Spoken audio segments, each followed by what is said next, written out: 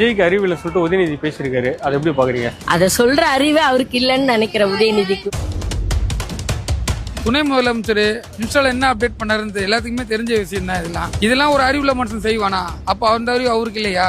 அறிவு இருக்கான்னு கேக்குறாரு. அறிவு இருக்குன்னா அவருக்கு இருந்தா அந்த கேள்வி அவர் கேட்பாரா?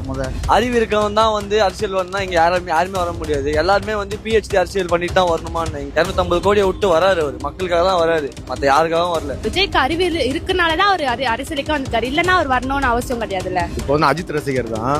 விஜய் நல்லா பீக்ல இருக்காரு, சரிங்களா? நம்பர் 1 ஹீரோ, நல்லா சம்பாதிக்கிறாரு.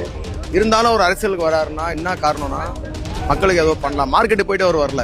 அவருக்கு எப்படி பாரு 5000 கூட சுத்து இருக்குமா விஜய்க்கு? நிம்மதியா வந்துட்டு போயிடலாம். ஏன் வராரு? நல்லது பண்ண வாய்ப்பு கொடுத்து பார்ப்போம் என்ன இருக்கு.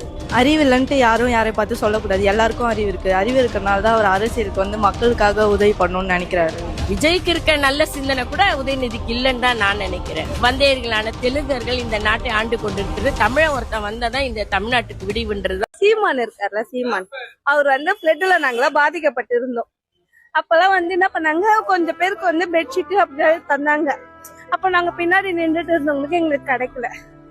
அப்போ ஒரு அண்ணா கிட்ட போய் கேட்டோம், அண்ணா எங்களுக்கு எல்லாம் கிடைக்கலண்ணா பெட்ஷீட்லாம் அப்படி கேக்குறப்ப, சரிம்மா உன் நம்பர் கொடு, நாங்க பெட்ஷீட்லாம் நான் உங்களுக்கு ரெடி பண்ணிட்டு கால் பண்றோம்.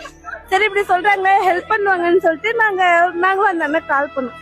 அப்புறம் அந்த அண்ணா சொல்றாரு, ஒரு 10 லேடிஸ கூட்டுவாமா, உங்களுக்கு ஒரு டீம் மாதிரி நம்ம கட்சியில சேருங்க, அப்புறம் உங்களுக்கு என்ன தேவையோ செய்யலாம் அப்படின்னு சொல்றாங்க.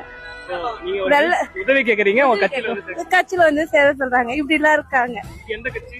சீமான் அண்ணா கட்சியில சேருங்க, உங்களுக்கு இதெல்லாம் நாங்க செய்யறோம்னு சொல்லிட்டு கேவலமான ஒரு இது செஞ்சாங்க. ஏன் உனக்கு இந்த வேலை? நீ வாங்குற இந்த 10-5 பிச்சைக்கு இது தேவைதானா? என்னை ஒருபோது இந்த மக்கள் தலைவராக பார்க்க மாட்டார்கள், ஏற்க மாட்டார்கள். ஏன் நீ ஒரு டுபாக்குரு? சீமான் என்ன சொல்றாருன்னா, இந்த பனையூர் பண்ணையார்காரர் சீமான் நம்ம ஸ்கிப் பண்ணிடுவோம். நம்ம அதாவது அரசியலாம் வின் பண்ணி ஆட்சி அமைக்கக்கூடிய சீரியஸா பேசிட்டு இருக்கப்போ சீமான் சும்மா அது வேணாம், அது ஸ்கிப், அதை பத்தி பேசுறது வேஸ்ட். வேணா 8% ஓட்டு வச்சிருக்காரு. 8% ஓட்டுன்றது விஜய் ஃபேன்ஸ் போட்ட ஓட்டு தான். விஜய் ஃபேன்ஸ் பிளஸ் தமிழ் தேசியம் பேசுறவங்க போட்ட ஓட்டு.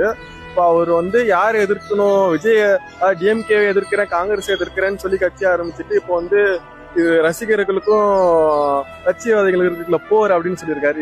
இது காமெடி தான். இது அரசியல் பேசுற சின்ன பசங்க கூட தெரியும். என்னப்பா நேற்று வரைக்கும் டிஎம்கே திட்டு இருந்தாரு, இன்னைக்கு நம்ம ஓட்டை ஸ்பிட் பண்ண போறாருன்னு சொன்ன உடனே விஜய பிடிச்சிட்டாரு அப்படின்னு. அதனால அதை பத்தி பேசணும். அது சீமா உங்களுக்கு பிடிக்காதா? எப்படி சொல்ல, பச்சோந்தி மாரி மாறிக்கிட்டே இருக்கான், ஒன்னொன்னு பேசிக்கிட்டு இருக்கான், பைத்தியம் மாரி.